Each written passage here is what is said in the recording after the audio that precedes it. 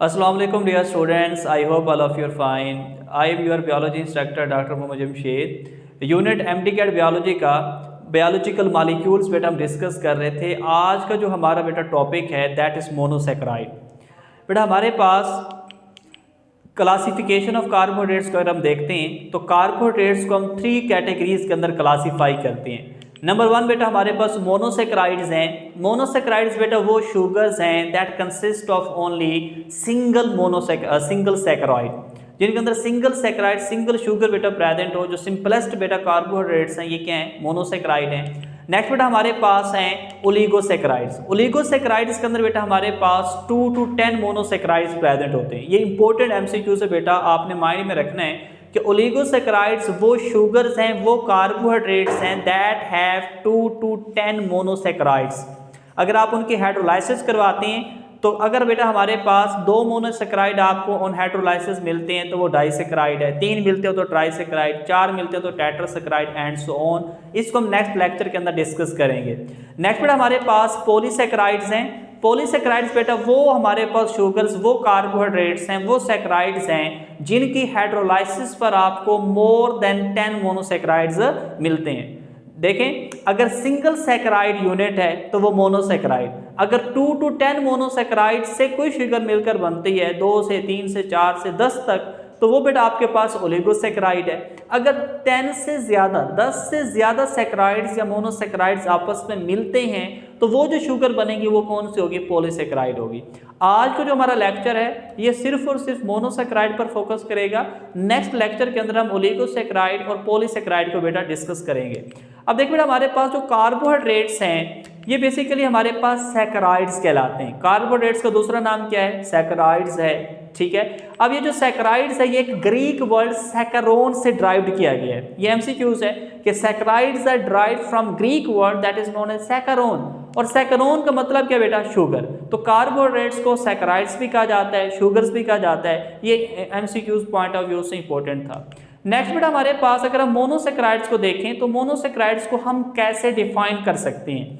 तो monosaccharides are basically consist of single saccharide unit. वही मैंने आपको पहले भी बताया है, ऐसी शुगर जिसके अंदर आपको सिंगल सेक्राइड यूनिट नजर आए, जिसको आप हाइड्रोलाइज ना कर सकें, जिसकी हाइड्रोलाइसिस ना हो सके, उस शुगर को, उस आप सेक्राइड को आप क्या नाम देंगे? मोनोसेक्राइड का नाम देंगे। अगर हम प्रॉपर्टीज की बात करते हैं बेटा तो बेटा आपके पास जो मोनोसेक्राइड्स हैं दीज आर सिंपलेस्ट कार्बोहाइड्रेट्स।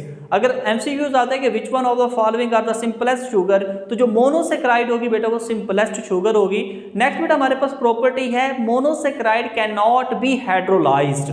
बेटा हमारे पास जो मोनोसेक्राइड्स हैं आप इनकी हाइड्रोलाइसिस नहीं करवा सकते। क्यों नहीं करवा सकते? क्योंकि ये सिंपलेस्ट कार्बोहाइड्रेट्स हैं, they consist of single saccharide unit. Clear बेटा? ये एमसीक्यूज है। नेक्स्ट बेटा हमारे पास मोनोसेक्राइड का मॉलिक्यूलर वेट कम होता है, इसलिए बेटा they are easily soluble in water. ठीक है, सबसे ज्यादा जो सोलुबिलिटी है वाटर के अंदर वो मोनोसेक्राइड की है।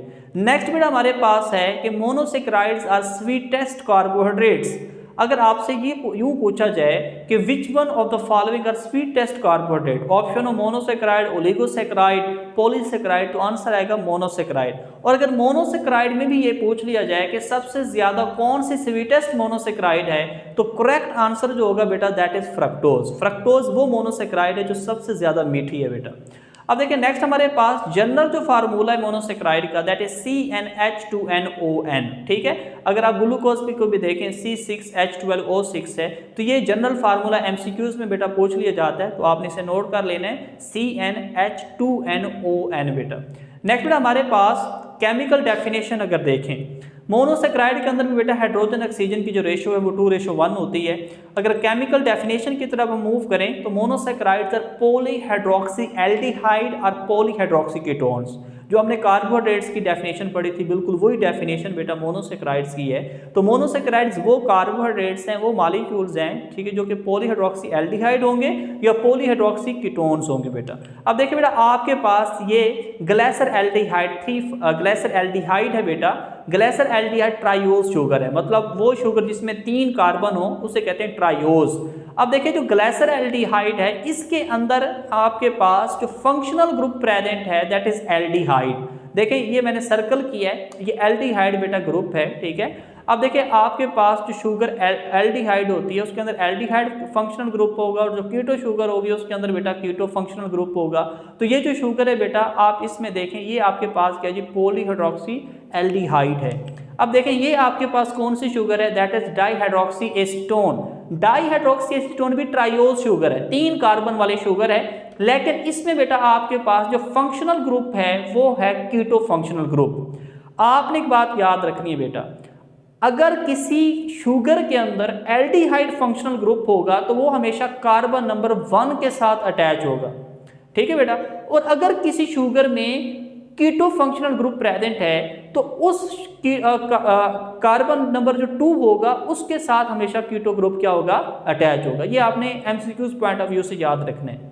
और तीसरी जो इंपॉर्टेंट बात है वो ये है बेटा कि ऐसा कार्बन जिसके साथ फंक्शनल ग्रुप है उसके अलावा जितने कार्बन होंगे सबके साथ हाइड्रोक्सिल ग्रुप होगा, सिवाय उस कार्बन के जिसके साथ फंक्शनल ग्रुप अटैच है। तो बेटा हमारे पास फंक्शनल ग्रुप वाले कार्बन के साथ कभी भी आपको हाइड्रोक्सिल ग्रुप नजर नहीं आएगा, ठीक है। और बाकी जितने हमारे पास कार्बन होंगे सबके साथ आपको हाइड्रोक्सिल ग्रुप मोनोसैकराइड्स में नजर आता है। अब देखिए यही बात मैंने लिखी है कि all atoms except one have hydroxyl group, कि एक कार्बन के अलावा बाकी जितने कार्बन के एटम्स होंगे सबके साथ हाइड्रोक्सिल ग्रुप प्रेजेंट होगा। जो रिमेनिंग 1 कार्बन है is the part of aldehyde और कीटो ग्रुप, वो उसके साथ या तो कीटो ग्रुप अटैच होगा या एल्डिहाइड। अगर एल्डिहाइड है तो वो कार्बन नंबर 1 है, और अगर बेटा वो कीटो ग्रुप है, ठीक है, तो फिर वो अटैच होगा कार्बन नंबर 2 के साथ। अब देखिए ये बेटा हमारे पास एक ग्लूकोज है, दूसरी फ्रक्टोज है। ग्लूकोज के अंदर एल्डिहाइड ग्रुप मौजूद है और फ्रक्टोज के अंदर कीटो। देखिए फ्रक्टोज को अगर हम देखें तो कार्बन नंबर 2 के साथ कीटो ग्रुप आपको नजर आ रहा है, और इस कार्बन नंबर 2 के साथ कहीं भी आपको हाइड्रोक्सिल ग्रुप नजर नहीं आ रहा, बाकी सारे कार्बन्स के साथ आपको हाइड्रोक्सिल ग्रुप नजर आएगा। इसी तरह अगर हम ग्लूकोज को देखें तो ग्लूकोज में एल्डिहाइड ग्रुप मौजूद है तो वो कार्बन नंबर 1 के साथ है, तो कार्बन नंबर 1 के साथ कहीं भी आपको हाइड्रोक्सिल ग्रुप नजर नहीं आता, बाकी सारे कार्बन के साथ आपको हाइड्रोक्सिल ग्रुप नजर आएगा। नेक्स्ट बेटा हमारे पास क्लासिफिकेशन है बेटा मोनोसैकराइड्स की। हम मोनोसैकराइड को 2 मेथड्स या 2 बेसिस पर क्लासिफाई करते हैं। एक तो बेटा हमारे पास फंक्शनल ग्रुप की बुनियाद पर, और दूसरा बेटा नंबर ऑफ कार्बन एटम्स की बुनियाद पर। मोनोसैकराइड्स के अंदर जो नंबर ऑफ कार्बन एटम्स हैं ये इंपॉर्टेंट एमसीक्यू से बेटा राइट डाउन कर लें, 3 to 7 कार्बन हो सकते हैं। मतलब अगर कोई आपको कहे कि क्या 2 कार्बन वाला मोनोसैकराइड हो सकता है तो आप कहेंगे कभी भी नहीं, क्योंकि मेरे पास मोनोसैकराइड सिर्फ 3 to 7 कार्बन पर मुश्तमिल हो सकते हैं। अगर कोई आपसे पूछता है कि क्या मोनोसैकराइड्स, ठीक है, 8 कार्बन वाला भी हो सकते हैं, आप कहेंगे कभी नहीं, क्योंकि मोनोसैकराइड में या तो 3 कार्बन होंगे या 4 होंगे या 5 होंगे या 6 होंगे या 7 होंगे। 3 to 7 कार्बन एटम्स मौजूद हो सकते हैं। तो अभी हम जो क्लासिफिकेशन करने लगे ये on the basis of functional group बेटा। तो फंक्शनल ग्रुप की बुनियाद पर हम क्लासिफिकेशन करते हैं मोनोसैकराइड्स की 2 ग्रुप्स के अंदर। एक बेटा हमारे पास ग्रुप कहलाता है एल्डो शुगर का, और दूसरा बेटा हमारे पास है कीटो। अब एल्डो शुगर कौन सी है? एल्डो शुगर बेटा वो शुगर है दैट हैव एल्डिहाइड ग्रुप, ठीक है। जिस शुगर के अंदर एल्डिहाइड ग्रुप होगा, ठीक है, उस शुगर को क्या नाम देंगे? एल्डो शुगर का। तो Aldo sugar is a sugar having aldehyde group. अब इसमें हमारे पास एग्जांपल किसकी है? ग्लाइसर एल्डिहाइड की है। तो ग्लाइसर एल्डिहाइड के कार्बन नंबर 1 के साथ आप देखें आपको एल्डिहाइड ग्रुप नजर आ रहा है। तो एल्डिहाइड ग्रुप हमेशा बेटा कार्बन नंबर 1 के साथ ही अटैच होता है, मैंने पहले भी बताया है। अब देखें दूसरी बेटा हमारे पास जो ग्रुपिंग है वो है कीटो शुगर्स की। कीटो शुगर्स वो शुगर्स हैं that have keto functional group. तो ऐसी sugar that have keto group, उससे आप क्या नाम देंगे? कीटो शुगर का। इसमें हमारे पास एग्जांपल किसके बेटा? डाईहाइड्रोक्सी एसीटोन की। तो अब क्योंकि इसके अंदर कीटो है तो कीटो आपने हमेशा याद रखना है कौन से कार्बन के साथ कीटो अटैच होगा? कीटो फंक्शनल ग्रुप हमेशा कार्बन नंबर 2 के साथ अटैच होगा। अब देखिए नेक्स्ट हमारे पास क्लासिफिकेशन है मोनोसैकराइड की on the basis of number of carbon atom. एक बात आपने यहाँ राइट डाउन कर लेनी है, ये बहुत इंपॉर्टेंट एमसीक्यूज है, दैट इज मोनोसैकराइड के अंदर कितने कार्बन एटम्स हो सकते हैं। इसमें आपने याद रखना है 3 to 7 कार्बन एटम्स प्रेजेंट होते हैं इन द मोनोसैकराइड। 3 to 7 रट लेना है इस चीज को। अब देखें ये टेबल है बेटा क्लासिफिकेशन का। अब देखें पहली जो शुगर है, देखें मैंने बताया था कि मोनोसैकराइड जो सिंपलेस्ट मोनोसैकराइड होगा वो ट्रायोज होगा, क्योंकि मोनोसैकराइड में या तो कम से कम 3 कार्बन हो सकते हैं, ज्यादा से ज्यादा 7 कार्बन हो सकते हैं। तो अब देखें अगर 3 कार्बन वाली शुगर है, वो शुगर जिसमें 3 कार्बन है उसे आप नाम देते हैं ट्रायोज का। अब जनरल फार्मूला आपको याद है CnH2nOn। तो बेटा जनरल फार्मूला के मुताबिक ट्रायोज का मॉलिक्यूलर फार्मूला क्या बनेगा, C3H6O3। अगर देखें ट्रायोज की बात करें, ठीक है, तो इसके अंदर जो एल्डो शुगर आती है, ठीक है, एल्डोज शुगर की एग्जांपल हम कोट करें तो वो हमने पहले भी पढ़ी है, ग्लेसर एल्डिहाइड। ग्लेसर एल्डिहाइड बेटा ट्रायोज शुगर है जिसके अंदर एल्डिहाइड ग्रुप मौजूद है। अगर कीटो की बात करें तो ट्रायोज जो कीटो शुगर होगी उसमें एग्जांपल आती है बेटा डाइहाइड्रोक्सी एसीटोन की। और बेटा अगर इनके फंक्शन की बात करें तो these are intermediate products in the process of photosynthesis as well as respiration. बेटा ग्लेसर एल्डिहाइड और डाइहाइड्रोक्सी एसीटोन आपने याद रखना है, ये रेस्पिरेशन, सेलुलर रेस्पिरेशन के भी इंटरमीडिएट प्रोडक्ट्स हैं ग्लाइकोलाइसिस में, और फोटोसिंथेसिस में भी बेटा ये आपके पास क्या है, दीज आर इंटरमीडिएट प्रोडक्ट्स। ये बात आपने भूलनी नहीं है। अब देखिए नेक्स्ट आपके पास ऐसी शुगर जिसके अंदर 4 कार्बन है उसे कहते हैं टेट्रोज। टेट्रोज बेटा बड़ी रेयर शुगर है, ये सिर्फ और सिर्फ बैक्टीरियम में प्रेजेंट होती है। ये एमसीक्यूज आते हैं एमडी कैड में कि tetroses are very rare in nature and they are only found in the bacteria, क्योंकि ये बैक्टीरियल फोटोसिंथेसिस के इंटरमीडिएट प्रोडक्ट्स हैं। तो देखिए मॉलिक्यूलर फार्मूला टेट्रोज का क्या होगा, C4H8O4, वही जनरल फार्मूला आपने याद कर लेना है। नेक्स्ट बेटा हमारे पास जो एल्डो शुगर है टेट्रोज की वो क्या है, एरिथ्रोज। देखिए अगर शुगर आपके पास गिवन है और आपको समझ नहीं आ रही कि ये इसमें ये एल्डो शुगर है या कीटो शुगर है, तो अगर किसी शुगर के आखिर में OSE आ जाए, ओज, जैसे एरिथ्रोज, ग्लूकोज, तो वो होगी एल्डिहाइड शुगर, एल्डो शुगर। और अगर किसी में बेटा एरिथ्रोलोज मतलब LOSE आ जाए, ठीक है, LOSE इस चीज को रिप्रेजेंट करता है कि ये शुगर कौन सी है, कीटो है।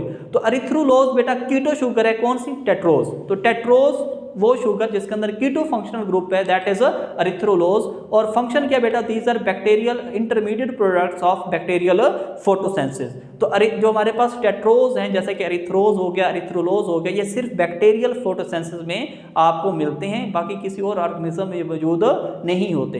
देखिए ऐसी मोनोसैकेराइड या ऐसी शुगर जिसमें 5 कार्बन हो उसे क्या नाम देंगे, पेंटोज का। जनरल फार्मूला क्या आ जाएगा, C5H10O5।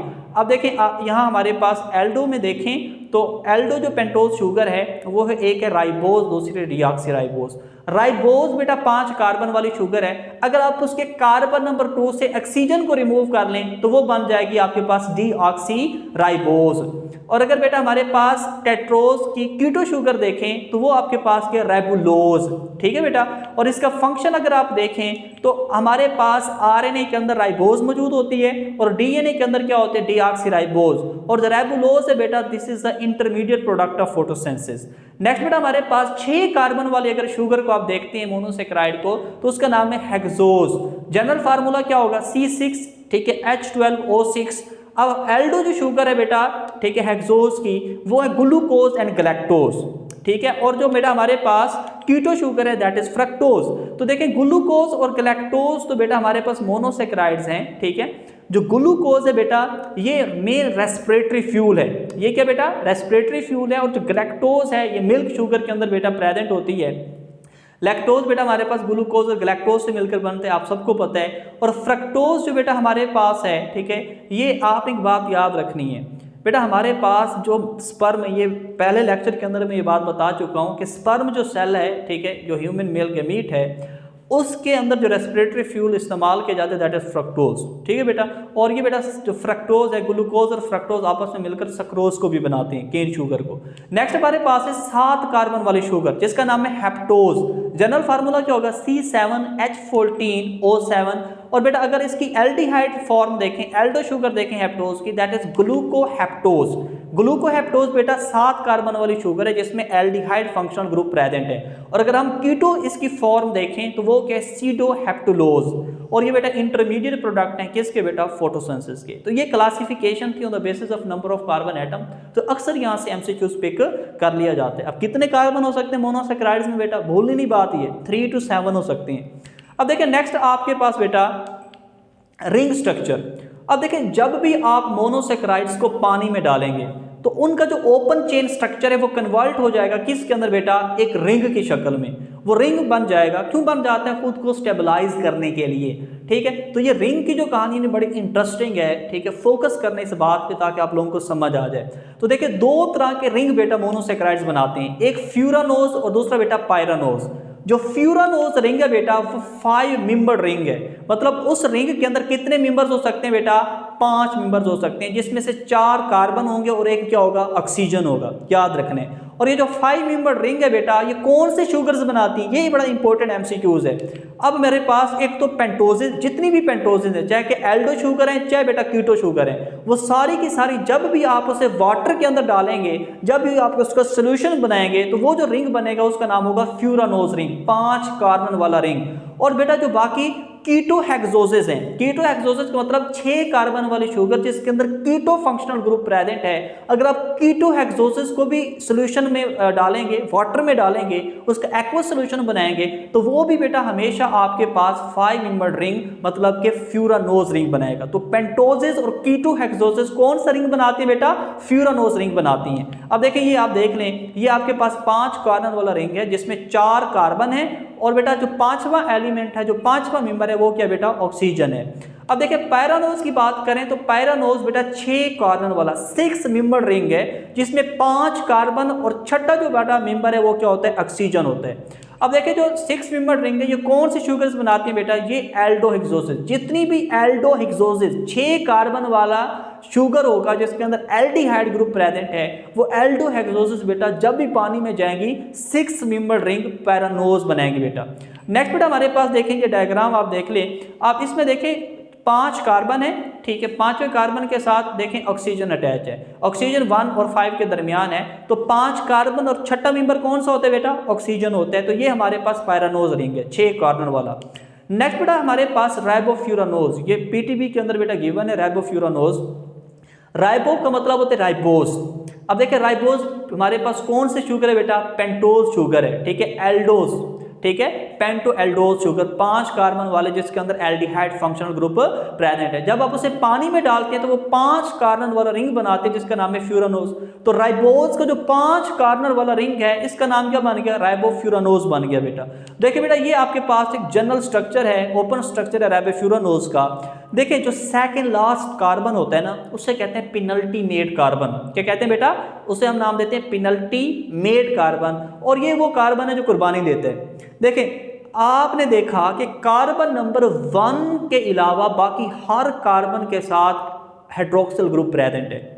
अब जब आप राइबोज को पानी में डालेंगे तो कार्बन नंबर 1 क्या कहेगा, वो कहेगा मुझे भी हाइड्रोक्सिल ग्रुप चाहिए। क्या चाहिए, हाइड्रोक्सिल ग्रुप चाहिए। अब देखिए कार्बन ने ऑलरेडी 2 बॉन्ड ऑक्सीजन के साथ बनाए हुए हैं, एक हाइड्रोजन के साथ और एक नेक्स्ट कार्बन नंबर 2 के साथ। अब तो बॉन्ड तो पूरे हैं, अगर हम इसे हाइड्रोक्सिल ग्रुप देते भी हैं तो ये क्या करेगा बेटा, ये कार्बन कहेगा मुझे हाइड्रोक्सिल ग्रुप दे दो, ऑक्सीजन के साथ एक बॉन्ड तोड़ दो, तो ऑक्सीजन के साथ 2 की बजाय 1 बॉन्ड बना लेगा, ठीक है, और ये हाइड्रोक्सिल ग्रुप के साथ चौथा बॉन्ड कंप्लीट कर लेगा। अब नेक्स्ट क्वेश्चन ये आता है इसे हाइड्रोक्सिल ग्रुप देगा कौन, तो मैं बता रहा था ना कि सबसे ज्यादा कुर्बानी देने वाला जो कार्बन है वो पिनल्टी मेड कार्बन है, सेकंड लास्ट कार्बन है। तो देखिए हाइड्रोक्सिल ग्रुप कहां से जाएगा, ये वाला हाइड्रोक्सिल ग्रुप जाएगा जो मैंने रिप्रेजेंट किया है। तो ये जो रेड सर्कल के अंदर हाइड्रोक्सिल ग्रुप है कार्बन नंबर 4 से, पिनल्टी मेड कार्बन से, ये हाइड्रोक्सिल ग्रुप मूव करके चला जाएगा कहां बेटा, कार्बन नंबर 1 के साथ, और कार्बन नंबर 1 हाइड्रोक्सिल ग्रुप के साथ चौथा बॉन्ड बना लेगा और ऑक्सीजन के साथ एक बॉन्ड तोड़ देगा। अब ऑक्सीजन ने कितने बॉन्ड बनाने, 2, एक उसने कार्बन 1 के साथ बनाया हुआ है, एक अब उसने बनाना है, और जो हमारे पास सेकंड लास्ट कार्बन है जब ये हाइड्रोक्सिल ग्रुप दे देगा तो इसमें इसके भी 3 बॉन्ड्स रह जाएंगे, इसने भी चौथा बॉन्ड बनाना है। अब ऑक्सीजन कहेगा कि मैंने भी एक बॉन्ड बनाना है, second last carbon penultimate carbon कहेगा मैंने भी बनाना है, तो क्या कहेंगे, ऑक्सीजन ने जो एक बॉन्ड बनाना था वो इस कार्बन सेकंड लास्ट कार्बन के साथ बना लेगा। तो अब ऑक्सीजन बेटा कार्बन नंबर 1 के साथ भी एक बॉन्ड बनाएगी और कार्बन नंबर 4 जो सेकंड लास्ट कार्बन है उसके साथ भी क्या बनाएगी बेटा, बॉन्ड बनाएगी। देखिए जब ये अब रिंग स्ट्रक्चर आ गया है तो अब देखिए बेटा हमारे पास कार्बन नंबर 1 में ओपन चेन स्ट्रक्चर के अंदर देखें हाइड्रोक्सिल ग्रुप प्रेजेंट नहीं है, लेकिन जब आप सॉल्यूशन में डालेंगे रिंग बनेगा तो अब देखें कार्बन नंबर 1 के साथ हाइड्रोक्सिल ग्रुप आया, कहां से आया था, कार्बन नंबर 4 से आया था, और हमारे पास कार्बन नंबर 1 के साथ जो ऑक्सीजन ने डबल बॉन्ड बनाया हुआ था वहां से एक बॉन्ड टूटता है और किसके साथ ऑक्सीजन आकर बनाती है, कार्बन नंबर 4 के साथ। तो ऑक्सीजन जो बॉन्ड बना रही है बेटा रिंग स्ट्रक्चर के अंदर वो किसके दरमियान है, कार्बन नंबर 1 और कार्बन नंबर 4 के दरमियान। तो ये जो 5 मेंबर रिंग बनता है इसका नाम है बेटा राइबोफ्यूरानोज। अब नेक्स्ट बेटा हमारे पास है ग्लूकोपैरानोज। ग्लूकोपैरानोज बेटा 6 कॉर्नर रिंग है किसका? ग्लूकोज का। ग्लूकोज को जब आप पानी में डालते हैं तो कार्बन नंबर 1 जिसके साथ एल्डिहाइड फंक्शनल ग्रुप अटैच है वो कहेगा मुझे हाइड्रोक्सिल ग्रुप दें। हाइड्रोक्सिल ग्रुप देगा कौन बेटा? Penultimate carbon, second last carbon देगा।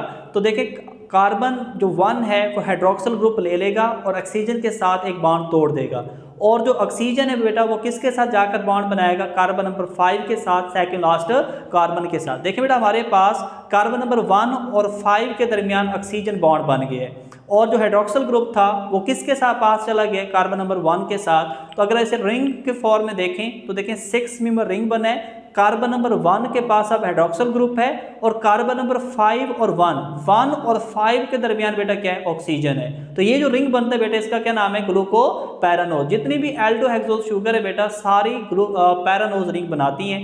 नेक्स्ट बेटा हमारे पास जो शुगर है वो बेटा एक अल्फा शुगर होती है, दूसरी कौन सी होती है? Beta sugar. अब देखिए अल्फा शुगर कौन सी होती है? अगर कार्बन नंबर 1 के साथ जो OH ग्रुप है वो डाउनवर्ड डायरेक्शन के अंदर हो तो उसे आप नाम देते हैं अल्फा शुगर का। और बेटा हमारे पास जो बीटा शुगर है वो कौन सी होती है? अगर OH जो ग्रुप है वो कार्बन नंबर 1 के साथ अपवर्ड डायरेक्शन के अंदर बेटा अटैच हो तो वो कहलाएगी बीटा शुगर। अब देखिए जो अल्फा ग्लूकोज है उसके अंदर हाइड्रोक्सिल ग्रुप नीचे अटैच है कार्बन नंबर 1 में, और बीटा शुगर के अंदर OH क्या है? अपवर्ड डायरेक्शन के अंदर अटैच है। स्टीरियो एसोमर्स की बात करें, देखिए दो तरह के एसोमर्स मोनोसेक्राइड्स में मौजूद होते हैं, स्ट्रक्चरल एसोमर्स, ठीक है, और दूसरे बेटा स्टीरियो एसोमर्स।